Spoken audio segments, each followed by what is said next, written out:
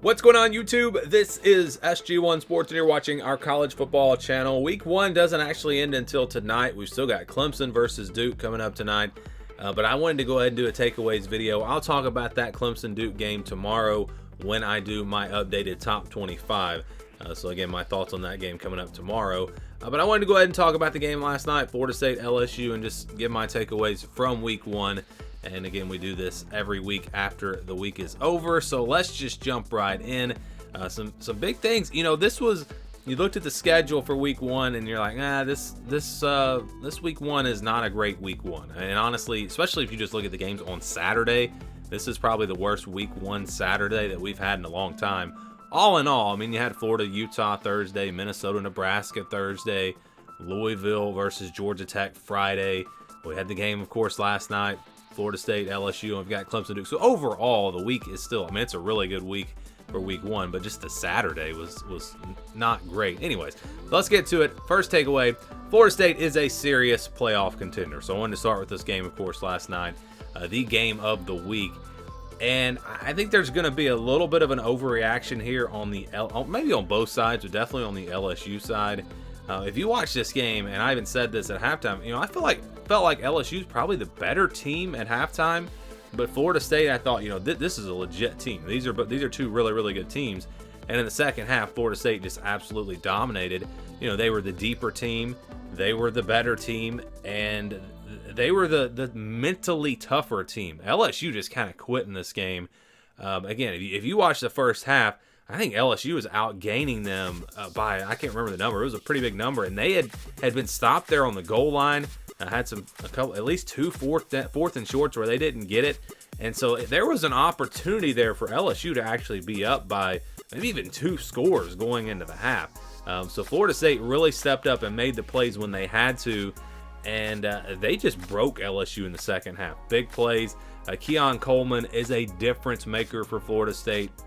So let's talk about both of these teams. We'll start with LSU. If you think the season's over, you know, you're going to lose a bunch of games. I don't think that's going to be the case. There were some concerning things here for LSU. The offensive line was not great. That's something that usually gets better as the season goes. And then the secondary, and that's what we talked about all offseason long. When I talk about LSU, I talk about that secondary. And if they're not good there, there's a chance that they could really disappoint, and they disappointed in this game. Now LSU had, again, Keon Coleman made some big time plays. These other receivers for Florida State, and so it was a mismatch. It was just a mismatch. This may be the best group of wide receivers that LSU will face this year. Maybe not. There are some other good ones as well. They're going to have to deal with some tough wide receiver groups. But you know, Logan Diggs didn't play in this game. Harold Perkins, oddly enough, like, I saw some numbers where he was in pass coverage almost the whole game, but they did not use him correctly. I mean, there are adjustments they can make, and some mistakes that they made in the second half. I think for LSU, your season's not over, but this is definitely a wake-up call and shows you what could possibly happen. Things could definitely go wrong for LSU this year if they make the adjustments, if they don't make some of those mistakes and they practice hard and get better. I think they can still have a good season. But Florida State, this is a team, I think, I'll do an updated playoff prediction this week. I'll go ahead and tell you right now, Florida State will be in my playoff. This team is legit, and I even said that in the preseason. Whoever wins this game, I'm going to probably have in the playoff, and the loser probably, I probably won't. Now, I'm not saying I'm going to give up on LSU, but I think Florida State's going to be there. Who's going to beat them? They've got the tough game at Clemson. I don't know if they're going to win that game, but they'll get another shot at them on a neutral field if they do lose that game. And you have to think that they could probably win one of those two. And again, you look at the rest of their schedule. This Florida State team, you know, the offensive line was solid. The defensive line was dominant. The defense overall played really well, especially in that second half against a very explosive LSU offense. The weapons I talked about at receiver, at running back, Jordan Travis made some terrible mistakes in this game, but still wound up at the end of the day having a great game. They were able to survive some of those errant throws, but I mean, he really settled in the second half, and if they can play that way, This team is absolutely a playoff contender. A lot of people, look, I didn't put them in my playoff. I should have, obviously, looking back. And again, it all came down to this game. But a lot of people, when I talked about them being a contender, thought, this team, they didn't beat anybody last year. When they played good teams, they lost. But if you just look at the way they reloaded in the transfer portal, this Florida State team, I knew they would be good. I didn't know how good. And based off of this game, it's really, really good. So big takeaway there. Florida State is a very serious playoff contender. LSU, though, your season's not over, but there is not much room for error now.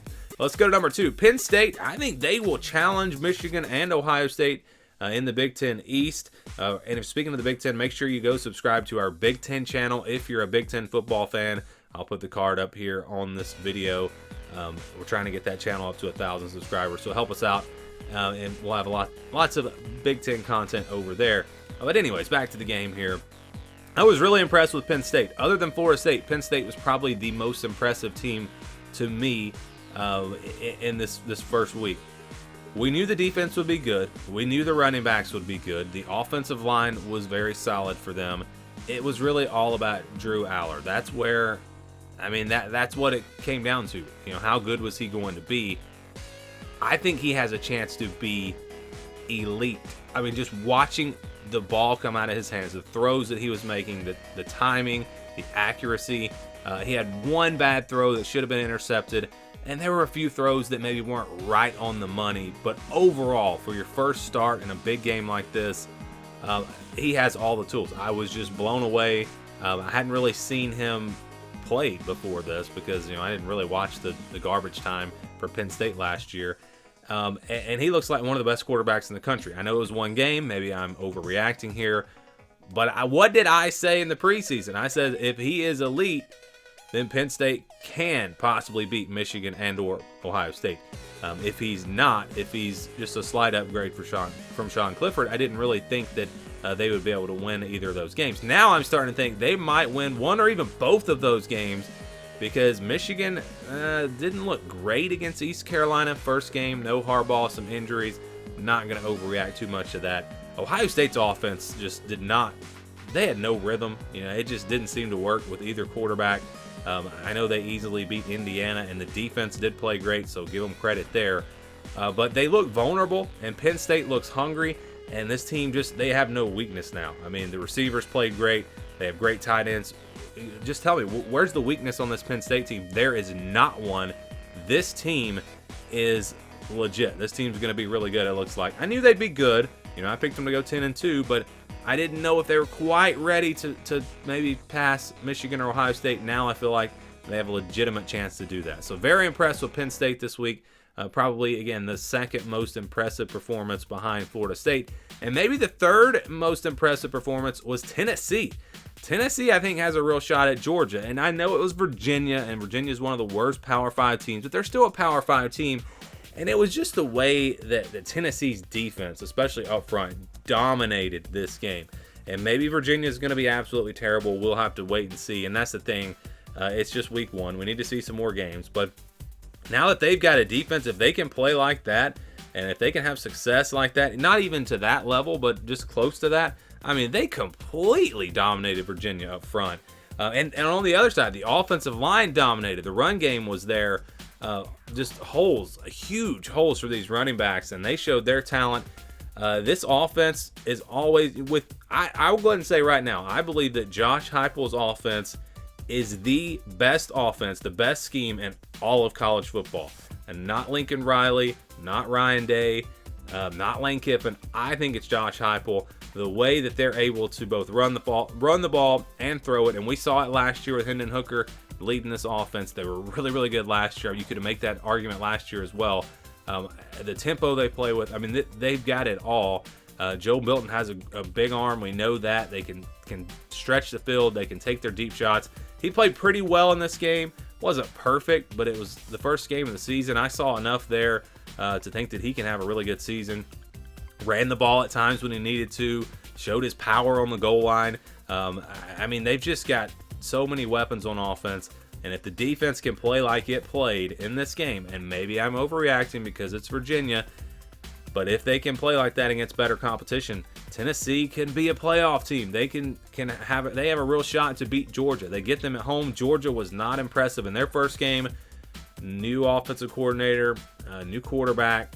I don't want to read too much into that, but it was an FCS opponent. You would expect them to just be able to go out there and steamroll them, and they really didn't early on. It took them a while to get going. So, again, I don't want to overreact too much to the Georgia game, but I do think that we learned a lot about Tennessee, and this team looked really, really good to me. Again, we'll see when they play some tougher competition. Number 4, Colorado is legit. All right, I talked about them a lot. I did a video after their win over TCU. I had some time to kind of dissect this game a little bit more, and I just think it was I go back to the coaching and what a fantastic job, what a fantastic game plan that they put together.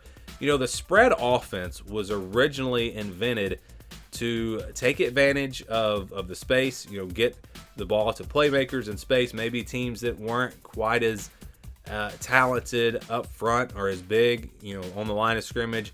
And that's exactly what Colorado is, and we all were concerned about that, but they used the spread offense to their advantage, and it was a masterful job by them. And they have big-time playmakers at wide receiver, running back. Shadir Sanders is really, really good. Their secondary is good. TCU, we don't know how good they're going to be this year. I think they're going to be a solid team, maybe not a top 15 team, maybe not even a top 25 team. But Colorado was very impressive. Now, do I think that they're legit in terms of being a playoff contender or maybe getting to the Pac-12 championship? I don't. And I know some people say, well, you're being a hater. Look, the Pac-12 is just loaded. And as good as they are, and I think they will definitely be a bowl team and maybe an 8-4, maybe even a 9-3 type team this year, because, again, the coaching staff is just doing an unbelievable job with these players. I still don't know if they can get to the top 2 or 3 in the Pac-12, and that takes me to the final takeaway here. The Pac-12, this is not a joke. I'm not claiming this as being fact, but maybe the Pac-12 is the best conference in college football in 2023. I mean, that's what it kind of looks like right now, and the irony here, of course, with it being their final season. But if you look at the Pac-12, the Pac-12 is undefeated right now. The Pac-12 does not have any losses. Every other conference, I believe, has at least 2 losses. And the schedule wasn't really all that tough for these Pac-12 teams. But Utah did beat Florida. Washington annihilated Boise State. A lot of people thought Boise State would win that game and upset them, or at least keep it close. Look, Oregon put up like 80-something points. USC, we know about their talent. You just go down the list. Oregon State. They looked pretty dominant against San Jose State in the game yesterday. Of course, Colorado, I just talked about them. Now maybe they're a top 25 team. Washington State looked really good. Arizona looked good. Stanford looked better than Vanderbilt against Hawaii. I'll just say that. I mean, you just go down the list in this conference. UCLA beat a pretty good Coastal Carolina team. The only team that really was not impressive in the Pac-12 was Arizona State. And they've got a new coaching staff, a lot of new players, starting a true freshman quarterback. And so, I don't know how good they're going to be. But Cal, all right, a lot of people talked about North Texas beating Cal. That was not on my upset alert video because I said that Cal would win that game. And I didn't really feel, I felt confident that Cal would win that game. And they did. This is a good Cal team. They've got a lot of experience, a lot of production coming back. And so, I don't know if I mentioned every team here in the conference, but this conference is going to be really good. Again, you already knew about USC, Washington, Oregon, Utah. You knew about those teams. We thought Oregon State had a chance to be pretty good. UCLA, now Colorado. I mean, those 7 teams, and maybe if Washington State and Arizona, let's see if Arizona beats Mississippi State next week. Let's see if Washington State beats Wisconsin. If those 2 teams win those games and the other teams continue to impress, maybe there's a legitimate argument that the Pac-12 is the best conference. You see in the SEC, Georgia not looking great in their first game. LSU got beat by Florida State, really embarrassed in that second half. Ohio State not looking great. Michigan, so-so. I mean, I don't know if there's a conference with 7 teams as good as those 7. Maybe they're, the SEC, I think, probably still is the best conference. But it's just something that you can take away here from week 1. Again, not saying this is a fact, just saying It might be. You never know. Pac-12 really looking good, and if nothing else, I just wanted to give them credit for that. So far, so good in this conference in their final season. Those are my takeaways from week one. Not a lot of huge games. Not a whole lot really to take away because so many teams played cupcake games. And again, we don't know. So, like, look at Minnesota, Nebraska. That game came down to the wire, really close game. Is that because both of those teams are really good? Or are they both bad or average? We don't know because we have such a small sample size. And I say this every year. Give me 4 games. After week 4, then you really know about these teams. And even some teams maybe still haven't played a tough game. But for the most part, most teams how good they are after 4 games. So it's just kind of that's kind of the first few weeks of the season for me is watching a ton of games, watching as many games, as many teams as I can, evaluating those teams and trying to figure out who the real contenders are, who's maybe a fluke early in the season or who is a serious contender, those types of things. But again, my takeaways from week 1, I'd love to get your thoughts on week 1. And of course, we'll talk about Clemson Duke tomorrow when I give you my updated top 25, which is going to look totally different from my preseason top 25. Just way different. I've already started working on it. But we'll talk about that game. And again, I'll give you my top 25 tomorrow. Thanks for watching and stay tuned for more here on the SG1 Sports College Football Channel.